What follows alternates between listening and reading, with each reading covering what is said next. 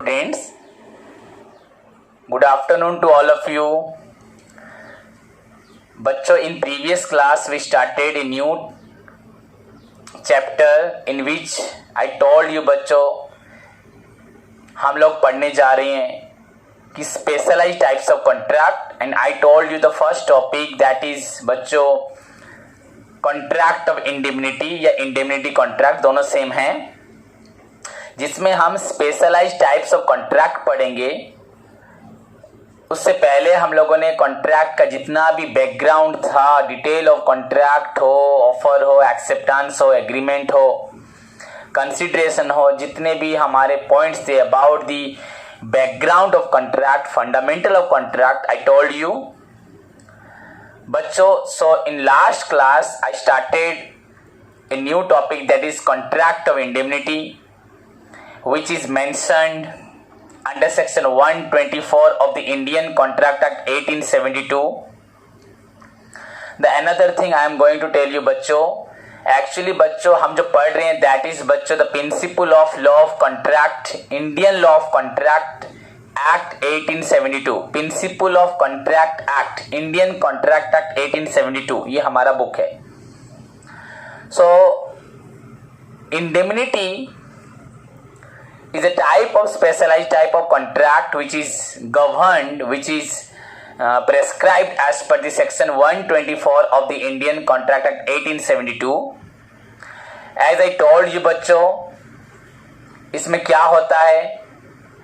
It is a contract whereby one party promises to compensate the other, in which one party promises to compensate the other, indemnify the other from any loss caused to him by the conduct of the promiser himself or from the conduct of any other person.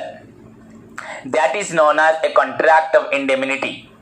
या अगर आप उसको अच्छे से बोलोगे तब भी आपको बच्चों according to section 124 of the Indian Contract Act 1872, a contract of indemnity may be defined as a contract whereby one party promises to save the other from any loss caused to him from the conduct or by the conduct of the promiser himself or by the conduct of the any other person.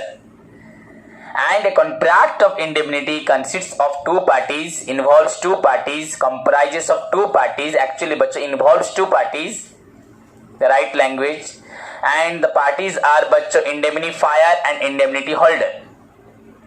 As I told you बच्चों, indemnifier the person who promises, who undertakes to compensate the loss, to indemnify the loss, to make the loss good of the other party.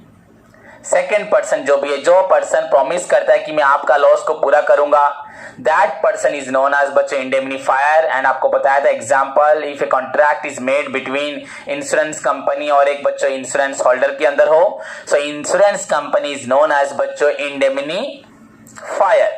Clear? And similarly बच्चों the another one is indemnity holder and the person whose loss is to be indemnified, is to be compensated, or you can say is to be made good, is known as indemnity holder. So anyway बच्चों these are the parties, indemnifier and indemnity holder. Now it is a contract between indemnifier and indemnity holder whereby indemnifier promises to make the loss good of the indemnity holder by the conduct of itself अपना or by the conduct of any other person, third person. So a contract of indemnity is a completely a contract between a person called indemnifier and another person called indemnity holder, whereby indemnifier promises to indemnify any loss caused to the indemnity holder at a price that is known as consideration price या indemnity price under a contract of indemnity. Clear? Then I told you about the features. It is a contract to indemnify the loss. Second point, it involves parties. About the parties लिखोगे, जो वहां लिखा था उसको फिर से लिखोगे. Third point, I told you बच्चों, the loss must be compensated if it is happened under the insurance risk. अगर इस रिस्क के अंदर होता है तभी इसको बच्चों compensate किया जाएगा. And finally I told you about the examples, आपका एक्सीडेंटल इंश्योरेंस हो, motor vehicle insurance, fire insurance, marine insurance which is the oldest form of insurance. Then their contract of indemnity is applicable, or we can say contract of indemnity includes motor vehicle insurance, fire insurance, marine insurance, but life insurance doesn't come under the category of contract of indemnity. Clear बच्चों? So now आज आपको पढ़ाने जा रहा हूँ. I told you in the previous class बच्चों, after the background जो था इंडेमनिटी के बारे में हमें पढ़ना चाहिए. What are the rights of the indemnifier या इंश्योरेंस कंपनी के पास क्या क्या राइट्स है, and what are the rights of the indemnity holder, आपके पास क्या क्या राइट्स. अगर आप इंश्योरेंस करते हो मेरे पास, तो मेरे पास क्या हक है एंड आपके पास क्या हक है, तभी हमें मालूम पड़ेगा. कंप्लीटली कॉन्ट्रैक्ट ऑफ इंडेमनिटी में the indemnifier and the indemnity holder दोनों का एक दूसरे के प्रति कुछ तो राइट्स या ड्यूटीज होगा. तो अपने हक को वो किस तरह से जता सकेंगे, किस तरह से वो अपने हक को दूसरे के ऊपर इम्पोज कर सकेंगे. सो कॉन्ट्रैक्ट में घुस गए, अगर उनको कोई दिक्कत होती है, कोई पार्टी अगर अपने काम से ब्रीच करता है, सो हाउ विल दे बच्चों, किस तरह से वो take action against the other party. तो कैसे हमें उस बारे में मालूम पड़ेगा जब हम दोनों पार्टीज के राइट्स के बारे में पढ़ेंगे. सो बच्चों, मैंने आपको जो पीडीएफ नोट्स दिया है, आपका जो बुक भी कुछ बच्चे ले चुके हैं, आप भी ले सकते हैं सभी आके. सो उसमें बच्चों इंडेमनिटी होल्डर का पहले मैंने राइट्स लिखा है, देन उसके बाद इंडेमनीफायर लिखा है. पर आई थिंक मैं आपको इंडेमनीफायर का पहले आपको राइट्स बताता हूं, so that it will be easy for you to understand and बच्चों अपनी मेमोरी में आप आराम से रख सकोगे. So what are the rights of the indemnifier? Only two rights मैंने वहां मेंशन किया है, आप देख सकते हो. एंड आपका इंडेमनिटी होल्डर के लिए बच्चों मैंने 4 राइट्स लिखा है. Okay, so what are the rights of the indemnifier over the indemnity holder? बच्चों 2 राइट्स है. फर्स्ट वन क्या है, पहला राइट क्या है, द इंडेमनीफायर का आपको काम मालूम है, उसका प्रॉमिस मालूम है, उसका कॉन्ट्रैक्ट आपको मालूम है. इंडेमनीफायर तभी लॉस, इंडेमनीफायर प्रॉमिस करता है कि मैं आपका लॉस पूरा करूंगा. ओके, कोई भी प्रकार का लॉस होगा पूरा करूंगा. बट बच्चों अगर इंडेमनिटी होल्डर जो उसके टर्म्स कंडीशंस होंगे उसमें आपका लॉस पूरा करूंगा, उसके लिए जो आपका फॉर्मेलिटीज होगा, जो आपके डॉक्यूमेंटरी वर्क होंगे, या आपका कोई भी जो आपका जो फ्रेमवर्क होगा कि किस तरह से आप मुझसे क्लेम करोगे, जो प्रोसीडियर्स होगा, जहां पे डॉक्यूमेंट्स जरूरत होंगे, जो एविडेंस जरूरत होंगे, अगर आप उसको नहीं दोगे मुझे एंड बस क्लेम मांगोगे, सो मैं आपको पैसा नहीं दूंगा. आप जब तक मेरी जो रिक्वायरमेंट्स को फुलफिल नहीं करोगे, वो पहले से भी प्रेस्क्राइब्ड होगी जब आप कॉन्ट्रैक्ट बनाओगे. ऐसा नहीं कि मैं आपके ऊपर किसी प्रकार का नया रूल्स रेगुलेशन क्रिएट करूंगा. बच्चों कॉन्ट्रैक्ट बनते वक्त ही एग्रीमेंट में सारे रिक्वायरमेंट्स लिखे होते हैं, कुछ नया नहीं ऐड होता. Okay, so the indemnifier can avoid the contract को अवॉइड कर सकता है, और डू नॉट कॉम्पेंसेट नहीं करता बच्चों, आपको कॉम्पेंसेट नहीं करेगा if the terms and condition of the contracts are not fulfilled by the indemnity holder.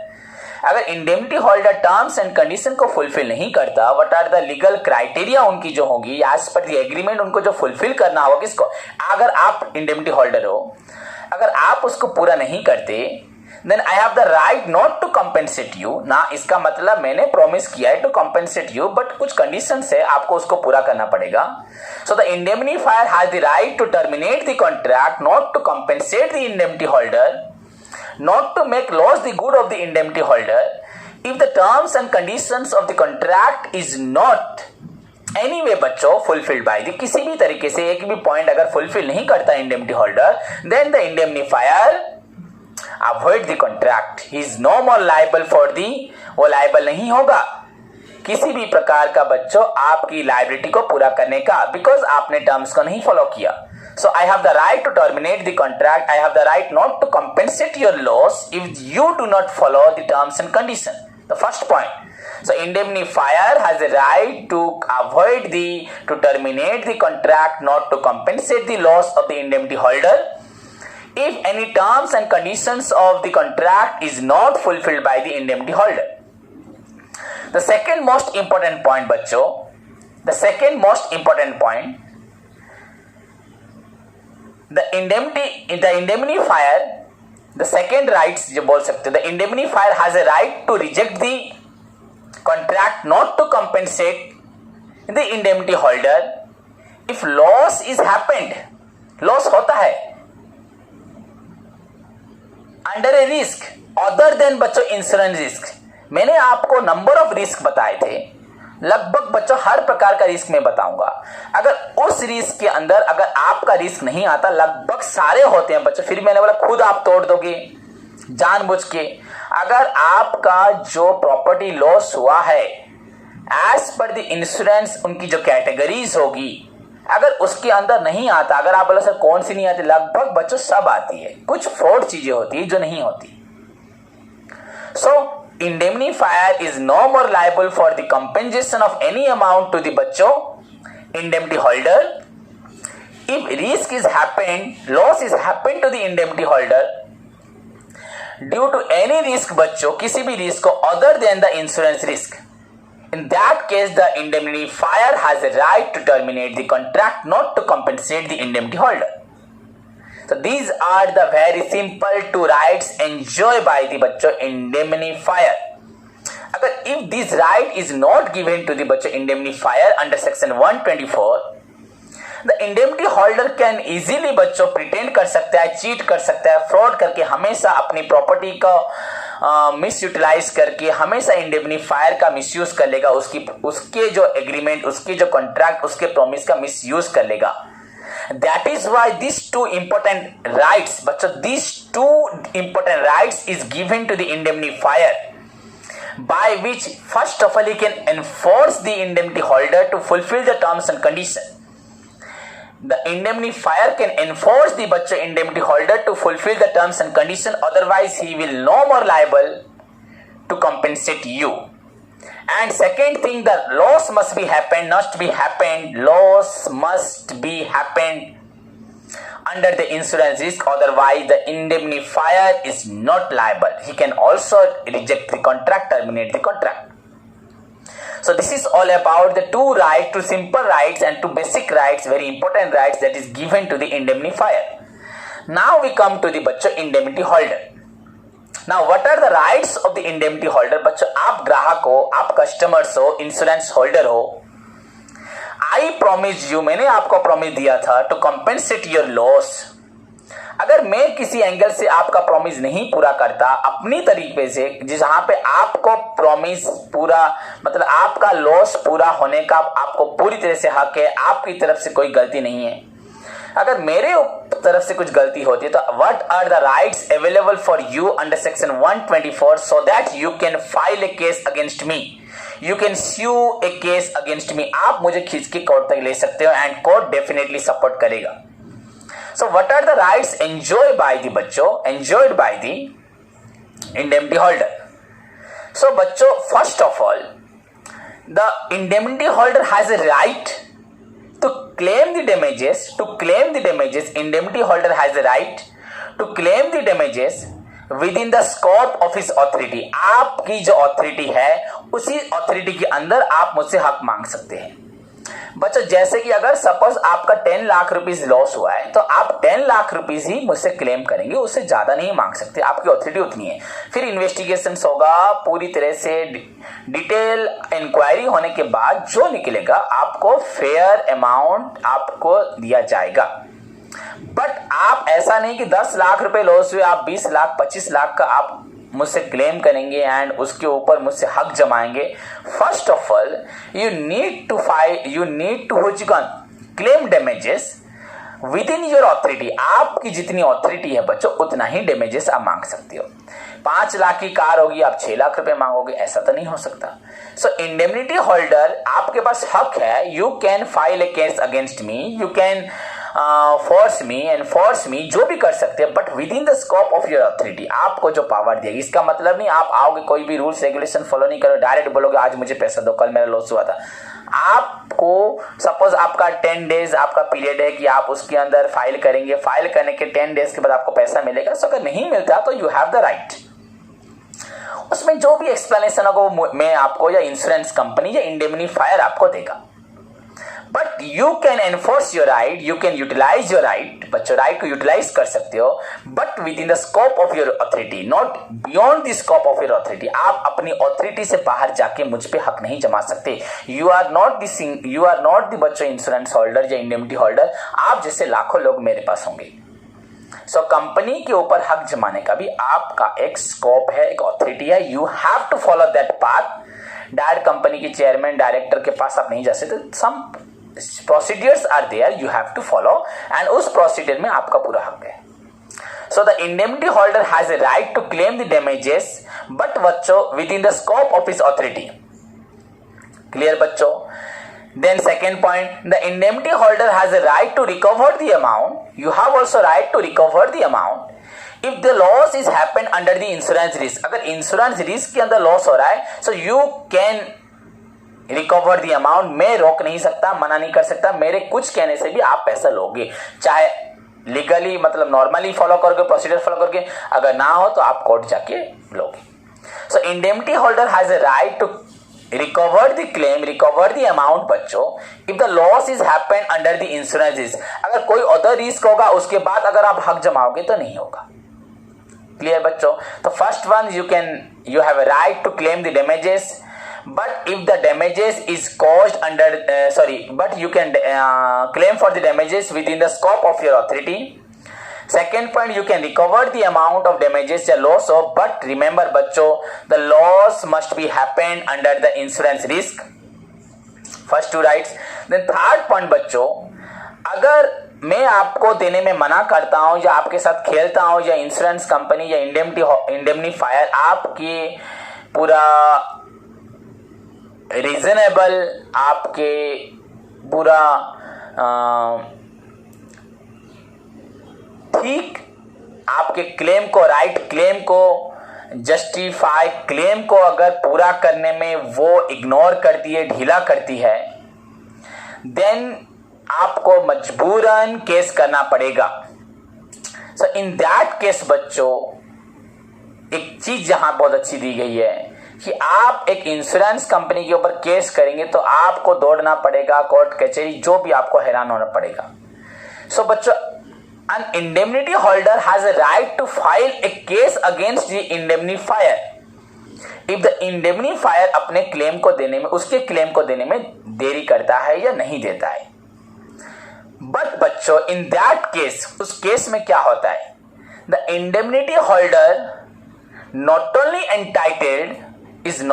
entitled to recover the बच्चों damages, उसका जो डैमेज होगा सिर्फ उसको वही नहीं मिलेगा बच्चों, along with any जो उसका टाइम, उसका मनी, उसका जो भी प्रॉब्लम हुआ टू फाइल द केस, उसको जो समय व्यतीत करना पड़ा, उसको जो खर्च हुआ, इतना परेशानी उठानी पड़ी तुम्हारी गलतियों की वजह से, मेरी गलती की वजह से अगर तुम्हें कोई परेशानी उठानी पड़ी, इंडेमनीफायर की गलती, इंश्योरेंस कंपनी की नेग्लिजेंसी की वजह से अगर किसी इंडेमनिटी होल्डर को जो लॉस उठाना पड़ा, केस गया, इतना दौड़ा, हैरान हुआ, पैसा खर्च किया लॉयर के पास लीगल डॉक्यूमेंट पे, so he has not only a right to recover the damages but also बच्चों उसको जितना खर्च करना पड़ा था इस केस के लिए ही इज ऑल्सो एंटाइटल्ड, बच्चों जितने भी लीगल एक्सपेंसेस उसने करेंगे उसको भी रिकवर करेगा। देन बच्चों इंडेमनीफायर को बच्चों पनिशमेंट मिलेगा। वरना तो अगर सपोज मैं आपको आज कॉन्ट्रैक्ट देता हूं एंड आप का पूरा लॉस नहीं पूरा करता, आपको हैरान करूंगा, कोर्ट कचहरी जाओगे, लीगल एक्सपेंसेस, कोर्ट का सारा खर्च दोगे, उसके बाद लास्ट में कोर्ट में जाके बोलता हाँ ठीक है मैं दे देता हूँ, तो आप 2-3 महीने आपको हैरान किया, उसके बाद आपका पैसा दे दिया, मतलब आप हैरान हुए लीगल एक्सपेंसेस के, लास्ट में मैंने बोला हाँ भैया ठीक है मैं देता हूँ। क्या इतने दिन जो मैंने आपको हैरान किया, आपका जो लॉस किया, I am not only liable for the payment of your damages, real damages, but also बच्चों आपका जो लीगल एक्सपेंसेस, आपको जो हैरानी उठानी पड़ी मेरी वजह से, आप उसके लिए भी मुझे लायबल कर सकते हैं, आप उसके लिए भी मुझसे हक ले सकते हैं। देखो very important point, very important right for the बच्चों इंडेमनिटी होल्डर। तो फर्स्ट ऑफ ऑल बच्चों, indemnity holder has the right to claim the damages but with in the scope of his power या authority. Second point, he can claim the damages only when the loss is happened under the insurance risk, otherwise not. And the third point बच्चों बोला, he can file indemnity, an indemnity holder can file a case against the indemnifier if he does not fulfill the claim. अगर नहीं करता, in that case indemnity holder is not only entitled to recover the damages claims amount, but also बच्चों he is entitled to recover entire legal expenses which he is bound to incur due to the negligence of the बच्चों indemnifier. So this one is the third and बच्चों most important right enjoyed by the indemnity holder. And बच्चों the last one, the indemnity holder has the right to enforce the contract if the terms of the contract, just like बच्चों जैसे मैं indemnifier होके आपको enforce करता था, आप terms and condition को फुलफिल करें, वैसे ही बच्चों अगर सपन मैंने कॉन्ट्रैक्ट किया है तो आप उसका मुझे बॉन्ड या उसका लीगल डॉक्यूमेंट्स आप तुरंत करें, मेरे अकाउंट्स को एक्टिव करें, कॉन्ट्रैक्ट अकाउंट को एक्टिव करें। ये नहीं मैंने आपको पेमेंट देके साथ डॉक्यूमेंट दे दिया, आप अभी तक मेरा प्रीमियम दे दिया पर आपने अपडेट नहीं किया। सो indemnity holder has also right to बच्चों enforce the indemnifier to fulfill the terms and condition। as आपके पास हक है, आप मुझे enforce कर सकते हैं about any document या any signature हो, any आपको verifications करना है about me, about my property। तो यहाँ तो मेन आपका लाइफ इंश्योरेंस तो नहीं है, हाँ मेरे डॉक्यूमेंट्स भी हो सकता है। As you have as indemnifier has the right to enforce the indemnity holder to fulfil the terms and condition. Similarly बच्चों indemnity holder has the right to enforce the indemnifier to fulfill the terms and condition of the contract of indemnity between them. So first one, you can claim the damages within your scope of authority. Second one, you can claim the damages if it is happened under the insurance risk. Third one, you can file a case against the indemnifier if he does not fulfill your claim. In that case, you are not entitled to get the damages but also all the legal expenses incurred by you. And the third point, but you have also right to enforce the indemnifier to fulfill the terms and conditions of the contract of indemnity. So this is बच्चों the complete about the contract of indemnity along with their rights. What are the rights of the indemnifier over the indemnity holder? The first one I told you बच्चों बोल दिया, I have told you now. क्या बोला कि that you have the right, indemnifier has a right to reject the contract, terminate the contract, not to compensate the loss if the terms and conditions of the contract of indemnity is not fulfilled by the indemnity holder, and if the loss is caused due to any risk other than the insurance risk जो होगा, then also the indemnifier is not responsible. And I give you बच्चों, law gives you बच्चों the another 4 rights of the indemnity, the 4 rights बच्चों another नहीं, 4 rights to the indemnity holder to claim for the damages within the scope of your authority, claim for the damages under the insurance risk. You can also file a case. In that case, you not only you can, अगर आपका ठीक हो, आप सही हो तो you can not only recover the damages but also the legal expenses. And finally, you have also right to enforce the indemnity holder, sorry, indemnifier to fulfill his part of terms and condition, his part of the duties, जो भी उसका duty था terms condition था उसको पूरा करने के लिए भी आप उसको मजबूर कर सकते हैं. सो दिस इज बच्चों contract of indemnity. Contract of indemnity very बच्चों छोटा चैप्टर एंड एक वन टाइप ऑफ बच्चों स्पेशलाइज्ड कॉन्ट्रैक्ट था जो खत्म हुआ. इसका और एक क्वेश्चन हम पढ़ेंगे. क्यों? उससे पढ़ने से पहले हमें और एक टॉपिक पढ़ना है, दैट इज बच्चों contract of guarantee. The next question बच्चों contract of guarantee. Then we will make distinction between contract of indemnity and contract of guarantee. तो वहां पे कॉन्ट्रैक्ट ऑफ गारंटी और कॉन्ट्रैक्ट ऑफ इंडेमनिटी का और एक क्वेश्चन, कैसे कॉन्ट्रैक्ट ऑफ इंडेमनिटी गारंटी से अलग होता है। तो पहली बात, आपको तो अभी मालूम नहीं है कॉन्ट्रैक्ट ऑफ गारंटी क्या होता है। तो फर्स्ट ऑफ ऑल हमें यह पढ़ना चाहिए कि कॉन्ट्रैक्ट ऑफ गारंटी बच्चों एक्चुअली होता क्या है। So the another question that I am going to start today, ये तो खत्म हो गया। थोड़ा सा background of the contract of guarantee मैं आपको बोलना चाहता हूं। What do you mean by contract of guarantee? And बच्चों, contract of guarantee as compare to the contract of indemnity is a बड़ा चैप्टर है। ये छोटा सा सिंगल क्वेश्चन, बड़ी सिंपल क्वेश्चन था, but contract of guarantee involves बच्चों 3 या 4 क्वेश्चन है उसमें, and as compare to indemnity is far बड़ा चैप्टर है। सो आज मैं सोच रहा हूं कि आपको कॉन्ट्रैक्ट ऑफ गारंटी की कुछ इंफॉर्मेशन दूं, एलोंग विद उसमें कोई पार्टीज है उसके बारे में, जितना हो सकेगा मैं आपको बताता हूं। सो लेट्स स्टार्ट बच्चों about the contract of guarantee. Okay बच्चों, सो अभी तो आपको कॉन्ट्रैक्ट ऑफ इंडेमनिटी में शायद कोई भी डाउट नहीं है, किसी को भी कोई भी डाउट नहीं होगा from the beginning till end. Rights of indemnifier as well as indemnity holder, मैंने आपको डिटेल सब कुछ बता दिया, तो आपको किसी में भी डाउट नहीं होगा। So clear, it is given under section 124 of the Indian contract act 1870। सो बच्चों, contract of indemnity is given under section 124 of the Indian Contract Act 1872 and the contract of guarantee बच्चों, it is given under section 126 of the Indian Contract Act 1872। वो 124 में था, ये आपका बच्चों 126 में है, तो किसी को डाउट नहीं रहा। तो बच्चों जो हम डिस्टिंक्शन पढ़ेंगे that is prescribe under section 124 में, एंड बच्चों it is prescribe under section 1 आपका 26। Clear? So what do you mean by contract of guarantee? Start करें, कुछ पढ़ते हैं। सो बच्चों, first of all, according to section 126 of the Indian contract act 1872, a contract of guarantee is a contract to discharge the promise या to perform the promise बोल सकते हैं, to perform the promise or to discharge the liabilities, to perform the promise or to discharge the liabilities of a third person in case of his default।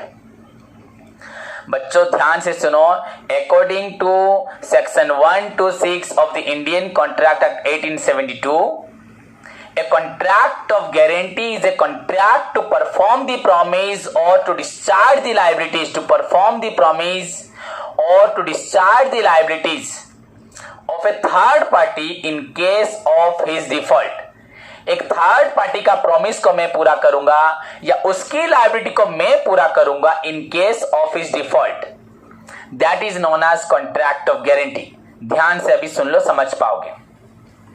Suppose बच्चों A B C 3 लोग हैं।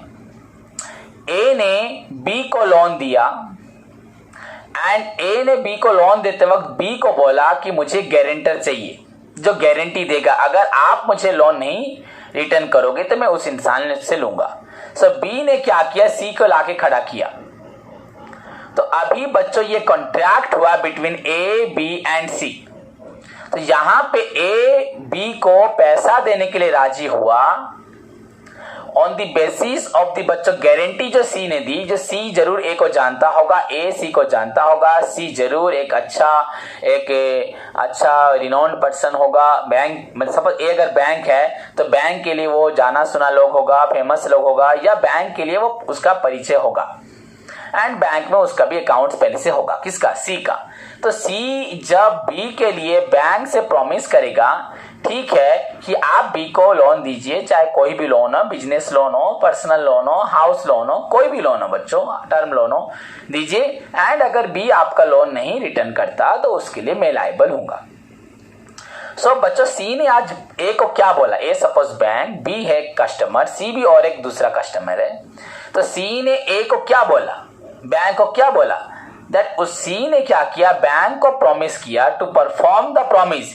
Actually बच्चों loan लिया है B ने, चुकाएगा B, ए को चुकाएगा, ए को return loan B करेगा, बी प्रॉमिस करता है। पर अगर बी लोन को रिटर्न नहीं कर पाता है तो उसको उसके प्रॉमिस को पूरा सी करेगा। अगर वो पैसा रिटर्न नहीं करता तो उसकी लायबिलिटी को मैं पूरा करूंगा। So a contract of guarantee is a contract to perform the promise. मैं बी का प्रॉमिस करूंगा, पूरा मैं करूंगा सी, और to discharge the liability of the third party. देखो मैं पैसा दूंगा ए को, ए हुआ बैंक, बैंक और मेरा बच्चों कॉन्ट्रैक्ट हो रहा है, तो अगर मैं फर्स्ट पार्टी हुआ, बैंक सेकंड पार्टी हुआ। But I promise to perform the promise of the B, B का प्रॉमिस मैं पूरा करूंगा, बी की लायबिलिटी को मैं पूरा करूंगा। In case of the bees default, अगर बी अपने कर्तव्य को, अपनी लायबिलिटी को, अपनी प्रॉमिस को पूरा नहीं करता, तो जिस तरह की मैंने गारंटी दी है बच्चों, तो मैं उसके लिए रेस्पॉन्सिबल होऊंगा कि मैं उसका प्रॉमिस, मैं उसकी गारंटी को, मैं उसके प्रॉमिस को या मैं उसकी लायबिलिटीज को बच्चों पूरा करूंगा। दैट इज कॉल्ड बच्चों कॉन्ट्रैक्ट ऑफ गारंटी। अब शायद समझ पाए हो। सो यहाँ पे बच्चों ए अगर बी को एडवांस देता है लोन, एंड सी उसके लिए एक सिक्योरिटी बनता है, गारंटी देता है, एंड बी अगर लोन रिटर्न नहीं कर पाता या कोई भी एक्टिविटीज बी को करनी थी पूरा नहीं कर पाता है, तो यहाँ पे सी अपने आप को रेस्पॉन्सिबल बनाएगा कि बी का प्रॉमिस, बी की लायबिलिटी को पूरा करने के लिए। पर बच्चों वंस बी डिफॉल्ट होने के बाद ऐसा नहीं बी बोलेगा मैं पैसा नहीं दूंगा और सी को देना पड़ेगा, ऐसा नहीं होता बच्चों। बी अगर पैसा नहीं देती, ध्यान से सुनो, हर चीज बताऊंगा, कोई भी आपको डाउट नहीं रहेगा। अगर बी पैसा नहीं देती तो पहले सी ए को बोलेगी कि आप बी के ऊपर फोर्स करो, एनफोर्स करो, केस करो, सब कुछ करो। बी को पूरी तरह से आप कोर्ट में खींच के ले जाओ, कोर्ट में उसको इंसॉल्वेंट डिक्लेयर करो। बी के पास अगर कुछ भी प्रॉपर्टी है, सारी प्रॉपर्टी बेच के बी आपको पैसा देगा, सब कुछ करेगा। अगर बी नहीं कर पाया, अगर बी नहीं कर पाता है, भाग जाता है, बी अपने प्रॉमिस को फुलफिल नहीं कर पाता है, इन दैट केस बच्चों सी इज लायबल। इसका मतलब नहीं कि सी खड़ा है, बी अपना आज प्रॉमिस करेगा, बी पीछे हट जाएगा एंड बैंक सिर्फ सी को ही फोर्स करेगी, ना, ऐसा नहीं है। पहले बैंक को बी को ही करना पड़ेगा एंड तक। जब बी से रिकवर नहीं होगा तो बैंक किसको तरफ देखेगी, सी की तरफ। एंड एज ए बच्चों वो गारंटर था, उसने सिक्योरिटी दी थी, सिक्योरिटी मतलब मैंने सिक्योरिटी दी थी कि वो पैसा दे देगा जरूर। अब नहीं दे रहा तो उसके लिए आप रेस्पॉन्सिबल बन गए, सी रेस्पॉन्सिबल बन गया। So this is the बच्चों theme of contract of guarantee. I think आप सबको समझ में आए। According to section 126 of the Indian Contract Act 1872, a contract of guarantee is a contract to perform the promise, to discharge the liabilities of the third party. देखो मैं किसी और को दे रहा हूं किसी और के लिए, तो मेरे लिए वो पार्टी तो मेरे लिए थर्ड पार्टी ही होगा। To perform the promise or to discharge the liabilities of the third party, पर कब, in case of his default, जब वो डिफॉल्ट हो जाए तब मैं दूंगा। क्लियर बच्चों? So this is called बच्चों contract of guarantee. It involves बच्चों 3 parties. First one बच्चों सिक्योरिटी। आपका कॉन्ट्रैक्ट ऑफ गारंटी मतलब एक आदमी सिक्योरिटी रहेगा जो गारंटी देगा, सिक्योरिटी। सेकेंड बच्चों प्रिंसिपल डेप्टर, डेप्टर को यहां बोला जा रहा है प्रिंसिपल डेप्टर।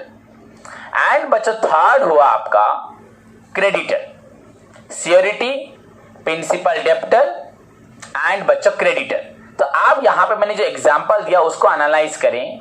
ए ने बी को लोन दिया, बी पैसा नहीं देता, सी उसके लिए अगर रेस्पॉन्सिबल हो रहा है, तो बच्चों ए कौन है? ए ने बैंक था तो बैंक कौन है? क्रेडिटर। क्लियर बच्चों? बी कौन है? प्राइमरीली लोन देने के लिए कौन रिस्पॉन्सिबल है? बच्चों बी, प्रिंसिपल डेप्टर बी है। पर बी अगर पैसा नहीं देता तो उसके लिए पैसा देने के लिए कौन रिस्पॉन्सिबल है? वहां बच्चों होता है सी, वो है security. So the person who give this security, अब मीनिंग जो सिक्योरिटी देता है, जो गारंटी देता है, सी ने दिया, तो C is known as security. The first party is security. लिखोगे contract of guarantee involves 3 parties. Security, a person who gives the guarantee is known as security. Clear? Then बच्चों प्रिंसिपल डेप्टर, किससे गारंटी ली जाएगी? पैसा देने के लिए प्राइमरीली लायबल कौन है? the person who is primarily liable for the payment of debt, उधार देने के लिए पहले जो liable है बच्चों, that person is known as बच्चों principal debtor, from whom the guarantee is obtained. पैसा किससे लिया जाएगा? उधार किससे लिया जाएगा पैसा? डेप्टर से। उसके डिफॉल्ट में सिक्योरिटी से जो गारंटी देता है। एंड द बच्चों creditor, the person to whom the security is given, जिसको सिक्योरिटी मिलती है कि आपका पैसा आपको मिलेगा, that is known as creditor. The person who gives the guarantee security, the person from whom the primarily guarantee is obtained, जिससे पैसा पहले मिलेगा, दैट इज principal debtor. And the person to whom the guarantee is given, जिसको guarantee हम देते हैं, that is known as creditor. So clear बच्चों, you can write now the example. A gives loan, A advances loan to the B on behalf of the C's guarantee, where C undertakes the contract that if B will not repay the amount, the entire amount along with the interest जो भी होगा उसको C देगा. So here A बच्चों creditor, B is the principal debtor and C is बच्चों surety. Clear? Now clear हुआ? Hope बच्चों, a contract of guarantee is a contract to perform the promise or to discharge the liability of the third party in case of his default. And a contract of guarantee like contract of indemnity like two party, वहां था it involves three party, the surety, the debtor, principal debtor इसको बोलते हैं, and the creditor. Now the another point बच्चों, thus a contract of indemnity involves three contract. A contract of guarantee involves three contract. Guarantee में बच्चों three contract होते हैं. One contract between creditor and principal debtor. That creditor ने principal debtor को पैसा दिया, principal debtor creditor को return करेगा. Another contract between बच्चों principal debtor and बच्चों surety. Surety principal debtor के लिए जो promise करता है, principal debtor भी surety को बोला कि हाँ मैं ही पैसा चुकाऊंगा. सिक्योरिटी से क्या लेता है कि आप अगर नहीं चुका पाए तो आप दोगे. उसके बाद बच्चों सिक्योरिटी बाद में किससे लॉस लेगा? अपना लॉस डेप्टर को मांगेगा, बाद में मांगेगा. And so one contract is between creditor and principal debtor, another contract is between debtor and security, and the last contract between the बच्चों सिक्योरिटी एंड बच्चों क्रेडिटर. ए और बी की एक कॉन्ट्रैक्ट होगा, जो ए बी को loan देगा, B लेगा. बी एंड सी के अंदर कॉन्ट्रैक्ट होगा जहां पे सी बी के लिए रेस्पॉन्सिबिलिटी लेगा, एंड अगर रेस्पॉन्सिबिलिटी मैं पूरा करता हूं तो बाद में मैं तुमसे लूंगा. एंड फाइनली बच्चों सी ए के अंदर कॉन्ट्रैक्ट होगा. दस ए contract of guarantee a single contract but it involves three agreement, three contract between principal creditor and principal debtor and surety, and finally surety and the creditor. This is all about the fundamental of contract of guarantee which is prescribed under section 126 of the Indian Contract Act 1872. Hope सभी बच्चों को पूरा clarity के साथ समझ में आया होगा. It involves three party who is surety who give the guarantee, जिससे पैसा लेंगे बच्चों प्रिंसिपल डेप्टर जो पहले देने के जिसको पहले देने के लिए अपने जो रेस्पॉन्सिबल है, लायबल है. And the final one is बच्चों जो पैसा लेगा, that is known as creditor. एक 126 एक मीनिंग, एक पार्टी का मीनिंग, एंड यहाँ पे it involve three contracts. Contract of indemnity involves only one contract between indemnifier indemnity holder. It involves three contract between security, principal debtor, creditor बच्चों security. जहां से बोलोगे भी चलेगा. So this is all about the basic part of contract of indemnity. Hope नहीं सभी को मैं सोच रहा हूँ सभी को समझ में आया होगा एंड सभी को याद भी होगा. मैं कुछ देर के लिए आपके लिए अवेलेबल रखता हूँ, इसको आप फिर से सुन सकते हो एंड अपने आप को पूरी तरह से प्रिपेयर करोगे एंड पूरे मेमोरी में इस क्वेश्चंस को अच्छे तरीके से याद रखोगे. ओके बच्चों, तब तक के लिए आप सभी को all the best. God bless you.